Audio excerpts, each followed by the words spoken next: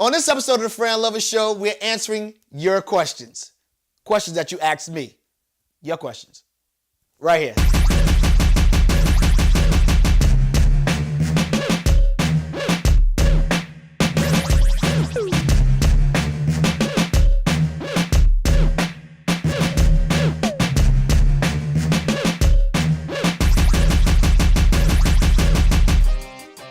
First question is from Jeremy. Jeremy says, I work for a company. I have 3,000 music submissions. How can I use these artists to start my career in the music business? May you make a video about this subject for me. Well, Jeremy, thanks for your question. You didn't specify whether or not you're a music producer or you're a musician or if you're in a band or whatever situation may be, but I'm taking it as you're a music producer, all right? Being that you want to submit music to these various artists. Now, 3,000 artists is a lot of artists. Now, the only thing I can say about that, if you have to pay to submit to each one of these artists, I would suggest you pick the ones that you really want to submit to and submit to those. Whatever it costs $25 to submit or whatever the amount is, so that way you don't break the bank. You know what I'm saying? So if you really want to submit something to, let's just say, Lady Gaga, you know, and you know you have a song for that you feel can fit her, then submit that and then you pay your fee. But otherwise than that, I'll always recommend, if you don't want to go that route and it's free, let me backtrack. If it is free to submit, then submit away. You know what I'm saying? Submit to everybody if you have the time. Submit because you want to get your music out there. You want to get your music heard. So that's the best way to get your music out there, to get it to the artist that's already established. So the first thing I would do is copyright your music. This is called a poor man's copyright or dead man's copyright. I'm not sure exactly which one it is. It's either called a dead man's copyright or a poor man's copyright. If you're dead, I don't know what you're supposed to do with it. But maybe it's called a poor man's copyright, where you would get yourself a stamp, a self-addressed envelope, meaning address the envelope with your name at the top and in the middle, addressing it to yourself. All right? So that means you put your name, Jeremy, address or whatever it is, and address it to yourself. It's going to look weird to the post office people, but they probably know what you're doing. So what you're doing is copywriting that to yourself. And when it comes back to you, whatever your residence is, you don't open it, all right? You never open it, because that's your way of being copywritten, all right? And then you have the traditional way of doing it, which is through the government, through the Copyright Office. And you fill out a form, and you do that, and you pay, I think, back in the days when I was doing it, maybe $16, and you can, something like that. I don't know the exact amount, but you can go to the Copyright Office, fill out a form. You can always research that, Google that, and figure out how to copyright your music. But the cheap and effective way would be to do the poor man's copy, which means you put a little 35, 36-cent stamp on it, mail it to yourself, and once it comes back, you do not open it. All right? That's the only way it stands in the court of law. So that means if you hear Lady Gaga or somebody else, whoever it is, Snoop Dogg, that you submitted your music to and it sounds similar to yours, or you say, hey, somebody took my music, by you not opening that envelope, that will stand up in the court of law, because that's when you will open that envelope up and say, hey, listen, this is my song, they took my song, and that will stand up in the court of law if it sounds anything like it. That's just to copyright your music on anything, for whatever it is. That could be if you wrote a book. It don't matter. That's your creation, so therefore that's how you protect yourself. All right? Next thing I would do is, you got the copyright thing down packed now. Me, I like to build relationships with artists. Go out to open mic shows, stuff like that, and find some artists that you like, that's pretty much like in the same position as you, that probably needs some music, that's probably buying music offline, and you might have the music to provide to them. So therefore, you can give them some free music. Eventually, you want to get paid, but right now, you're just building the relationship. So that goes back to, go back to one of my other episodes and look at networking. You get what I'm saying? So you want to get your music out there, so you need to get with some artists that you like or whatever, and y'all can switch numbers, so on and so forth, and say, hey, listen, why don't we get together? I have some music. Let's see what you sound like on my beat or whatever situation may be, and work it out that way. Because I always like to have a relationship with the artist. See, because when you have a relationship with the artist is the one that everybody works for, believe it or not. You know, even though it doesn't seem like that because they got the record label and such, but the artist is the talent, and the artist tells everybody what to do, believe it or not. So that means the managers, the business managers, the record labels. If the artist says, hey, listen, I really want to do a record with XYZ, they're going to try their best to make that artist happy and work with XYZ. You get what I'm saying? So if you build a personal relationship with that person, you know what I'm saying, you're halfway there. You know what I'm saying? So that's how I always did things, you know. And people say, how do I do that? Well, I just told you. Go out to some open mics. Go and just network. Find out who knows who. And just like, you know, get your music out there, you know, and just let people, hey, listen, I got music. Do you know anybody that's looking for some music or whatever situation may be? All right?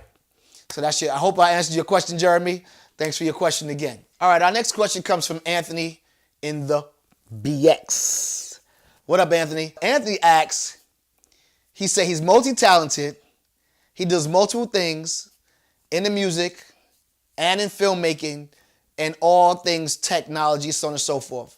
But that's his passion, and he wants to know how he can do what he needs to get done to make that his career, make his passion a career. He's saying that everybody's telling him, just do it. But he said, everybody's telling me just do it, but how do I do it? Well, people say just do it because that's something that you gotta just have in you to do it.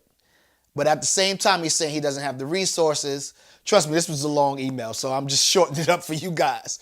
He doesn't have the resources to do what he needs to get done. He has talented people around him, so on and so forth, but he doesn't see anything happening. Well, Anthony from the Bronx, this is something that's not uncommon, believe it or not. It seems like you're the only one going through it. You're not. This happens with all entrepreneurs. Everybody goes through this struggle where everybody say, yo, just go out there and just go do it. But, you know, successful people are telling you to do that. You know what I'm saying? So therefore, you feel like you can't relate. And you just want to know, how do I get to the next level? Well, you got to have faith.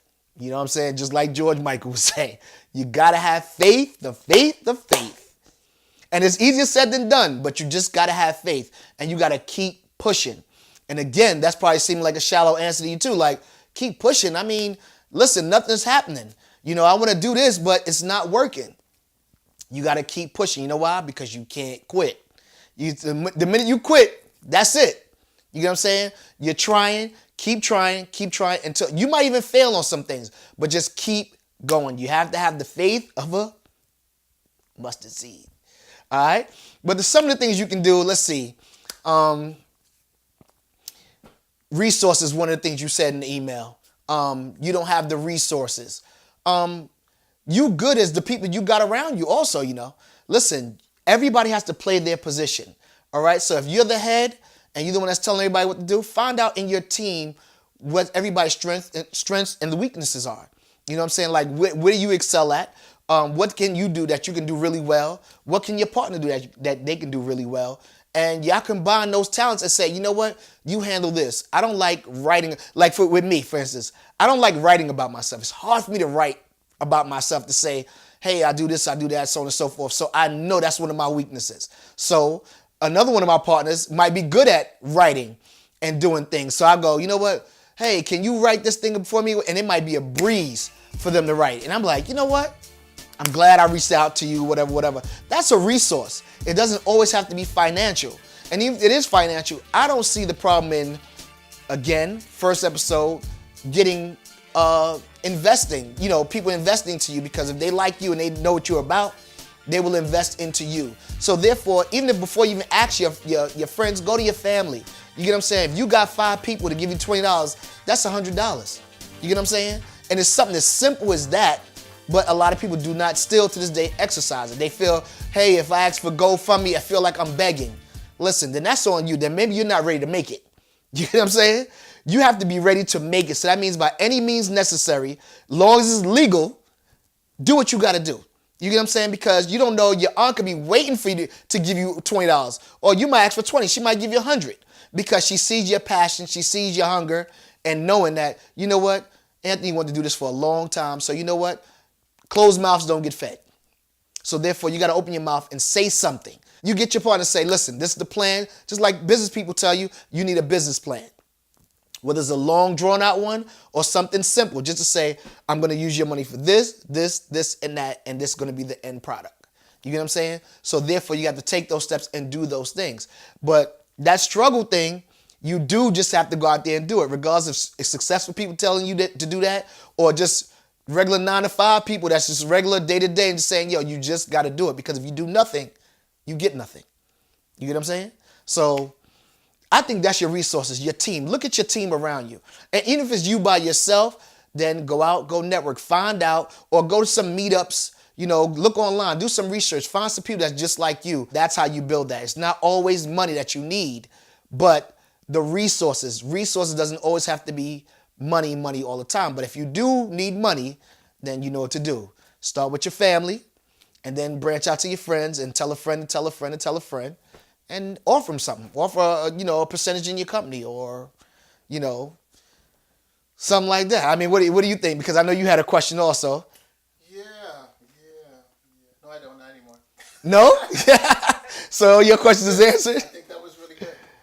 Okay, so you have no questions at all. I'm talking to the cameraman, matter of fact, and people, because he has a lot of questions too about that because he had a lot to say about what Anthony said because he's saying it's really tough because people always telling you, just do it. How do you do it?